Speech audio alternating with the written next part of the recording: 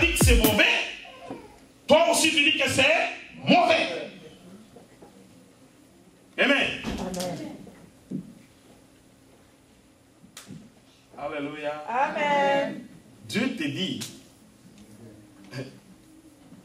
ne quitte pas le lit conjugal. Mais toi tu dis non, de temps en temps, c'est pas grave. Quand je suis énervé, je vais faire ce que je veux. Du jour au lendemain, tu ramènes des maladies à la maison. Parfois Dieu est bon. Il épargne la femme, mais tu es en train de partir seul. À un moment donné, tu commences à te dire, Seigneur, tu ne me regardes pas. Il ne va pas te regarder. Il a parlé longtemps, tu n'as pas compris. Je risque même de me mettre ici, je commence à jeûner même 7 jours, mais il ne fait rien. Il y a des moments qu'on pose des questions, mais pasteur, mais pourquoi on a prié pour tel, ça a marché pour tel, ça. Moi j'ai vu 2 aveugles nés, ils arrivent comme ça, au nom de Jésus, on prie sur le premier, on lui pose le main, il ouvre les yeux. Le deuxième, on a crié, on a sauté, on a fait tous les rites qu'il y a dans la Bible, on a mis même de la salive sur des mouchoirs, on a appliqué sur ses yeux, rien. La même onction qui a ouvert les yeux à terre, pourquoi il ne pouvait pas ouvrir les yeux? Il y en a l'un qui est parti en sautant, en Zambie, Lusaka. Il est parti en sautant, content. L'autre est resté aveugle. Il est rentré aveugle. Amen. Amen. Amen. C'est le même Dieu, n'est-ce pas? On criait sur un paralytique. Si vous voyez sur la bande, ça va vous faire rire. Il était assis sur sa chaise roulante. On a prié, on pleurait même. Lui, il pleurait, nous, on pleurait. Mais il ne s'est jamais mis debout. Alors qu'il y en avait un au fond, avec l'éléphantiasis, ça c'était dans un stade. Pendant qu'on priait devant avec l'onction qui a coulé, personne ne lui a imposé les mains. Il a sauté, les jambes ont été squeezées, comme on dit dans les anglophones. C'est rentré, il dit, oh, je suis guéri. Nous-mêmes on s'étonnait, mais il est guéri. Je suis guéri. Amen. Dieu est comme ça. Amen. Dieu, il est comme ça. Amen. Dieu a sa façon de faire. Il n'est pas énorme. Tu ne corromps jamais Dieu. Dieu, on ne le corrompt jamais. Tu es agréable à ses yeux, il fait ce qu'il veut. Tu n'es pas agréable à ses yeux, même si on se roule par terre ici, il ne va rien faire. S'il te fait grâce, il t'a fait grâce. Il veut te bénir, il va te bénir. Amen, amen. Amen, amen. Acclamons d'abord le Seigneur. L'obéissance. Saül n'a pas compris, bien aimé. Et quand Saül est sorti d'abord, avant qu'il ne soit béni, qu'il ne devienne roi d'Israël, c'est le même Samuel qu'il avait rencontré. Saül était dans l'obéissance à ses parents. Il est sorti pour aller chercher le bœuf de ses parents, et le mouton de ses parents, les brebis. Mais les brebis étaient perdues. Mais quand Saül arrive quelque part, c'est là, dans cette obéissance, qu'il va rencontrer Samuel. Vous lirez l'histoire de Saül. Alléluia. Enfants, obéissez à vos parents. Mais quand Samuel le prend, il le oint, il devient roi, le même Samuel arrive, il dit, écoute ce que l'Éternel dit. Dieu m'a parlé, il a dit, va, décime Amalek par interdit. Parce qu'Amalek avait bloqué mon peuple. Vous me suivez bien? Mais quand Saül arrive, il voit le veau gras et il épargne même le roi Agag, qui était le roi d'Amalek. Alléluia. Amen. Alléluia. Amen. Et il amène le roi Agag où? En Israël. Et quelques veaux gras, des béliers, les bêtes de bonne race. On ne peut pas, c'est quand même la bonne race, hein? Il ne faut pas qu'elles disparaissent. Alléluia. Amen. Alléluia. Amen. Et quand il arrive, la nuit, Dieu vient vers Saül. Et Samuel, Dieu dit à Samuel, j'ai rejeté Saül. Il m'a déçu. Amen, amen. Amen. Et Samuel commence à pleurer. Samuel pleure toute la nuit. Très tôt le matin, il se pointe chez Saül. Saül, dès qu'il le voit, ah, sois béni, homme de Dieu. J'ai observé la parole de Dieu. Hein? C'est comme ça que sont ces gens. Hein? Quand ils viennent, mes pasteurs, moi, qu'est-ce que j'ai péché, j'ai fait quoi? Laisse-moi tranquille. Pourquoi c'est moi à qui tu viens dire ça? Parfois même on te menace parce que tu sais Dieu. Alléluia. Amen. Alléluia. Amen. Et quand il arrive, il dit, mais arrête d'abord, je vais te dire. Je vais te dire ce que l'Éternel m'a dit. Il continue. J'ai observé. Et alors, l'homme de Dieu lui dit, mais l'oreille spirituelle, ça ne trompe pas. Amen. Amen. Je vous ai dit qu'un jour, quelqu'un s'est assis dernièrement. J'ai entendu le crottal en train de faire le bruit sur la chaise à côté. Le bruit du crottal. Je savais ce qui l'accompagnait. C'est pas son être. Alléluia. Alléluia. Dieu est terrible. Hein? L'oreille spirituelle de l'homme de Dieu saisit directement qu'il y avait des bêlements et il y avait quoi? Des mugissements. Et l'homme de Dieu dit, qu'est-ce que j'entends là? Des bêlements et des mugissements. Et toi tu dis que tu as observé la parole de Dieu? Amen. Amen.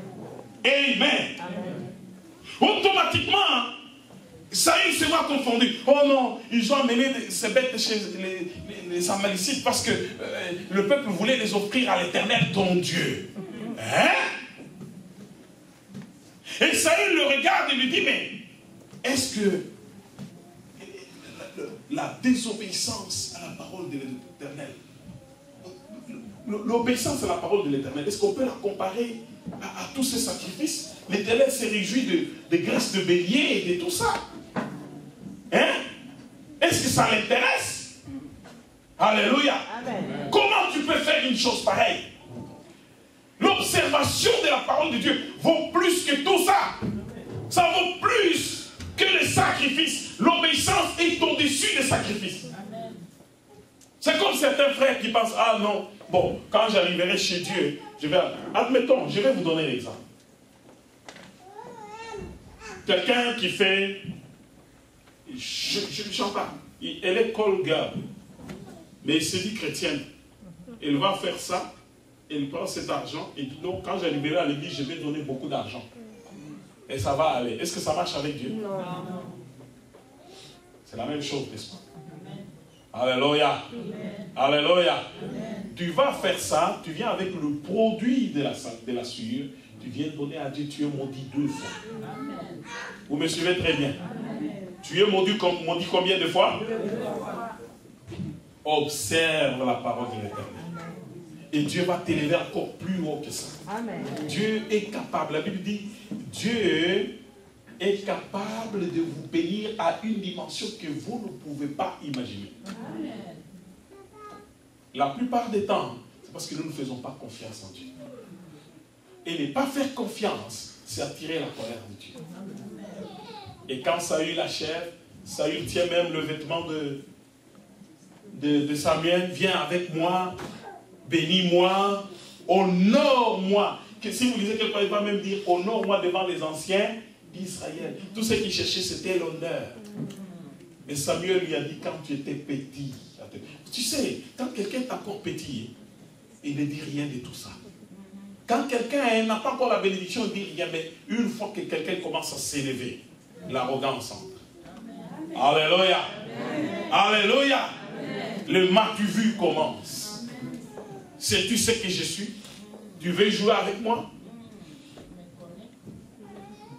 Mais Dieu qui t'a élevé à ce niveau, qu'est-ce que Dieu peut dire? Alléluia. Alléluia. Et Dieu regarde Saül et lui dit, quand tu étais petit dans la maison de ton père, Dieu t'a même loin roi de son peuple. Il t'a donné tout un peuple. Mais aujourd'hui, regarde ce que tu fais. Amen, amen. Mais l'homme qui connaissait la chose, c'était David. David, lui, il a pleuré tout de suite. Il a dit, j'ai péché contre l'Éternel. Quand on lui a dit, tu as toutes les femmes d'Israël. Et si c'était peu, on t'en aurait ajouté. Quand Nathan parle à David, Nathan lui-même lui dit, il y avait quelqu'un ici dans ce pays qui avait des grands troupeaux, mais quand ses visiteurs sont arrivés, il est allé prendre la pauvre brebis de son voisin. Et il l'a offert à ses visiteurs.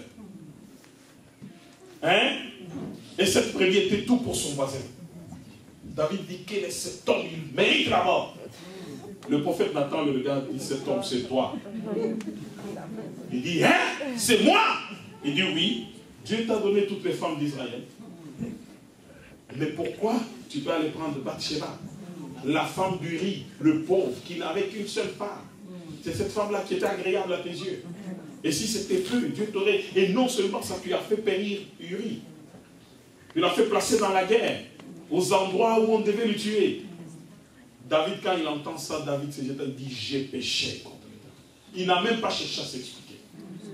Alléluia. Alléluia. Selon votre vision humaine, vous pouvez dire que David avait fait pire et Saül n'avait pas fait grand-chose. Saül a épargné des vies, David a fait tuer quelqu'un. Mais selon la vie de Dieu. Amen. Dieu donne un autre avis. Dieu dit non. Lui, il a peut-être péché, il a fait quelque chose de pire. Mais il s'est repenti tout de suite. Au jardin d'Éden, si Adam, Ève, il s'était repenti tout de suite. Il n'avait pas cherché d'explication. La vie des hommes ne serait pas sécure. Mais ils n'ont pas cherché. Vous savez ce que Dieu n'aime pas. Moi, parfois, j'écoute certains enfants de Dieu. Parce que tu vois, parce que écoute, tout ce que tu expliques là, moi, je peux t'écouter. Mais est-ce que Dieu t'écoutera? Dieu veut savoir dans les conditions qui ont été les tiennes, qu'as-tu fait? Alléluia. C'est pourquoi vous trouverez Paul en prison, il prêche la parole. Partout où il dit, lui-même, il travaille avec crainte et tremblement. Amen, amen. Sans obéissance, on ne peut pas parler de la foi. La foi, pistis, c'est obéissance sans compromission. On obéit sans se compromettre. La foi est une obéissance sans compromission. Dieu a dit, et moi j'ai fait,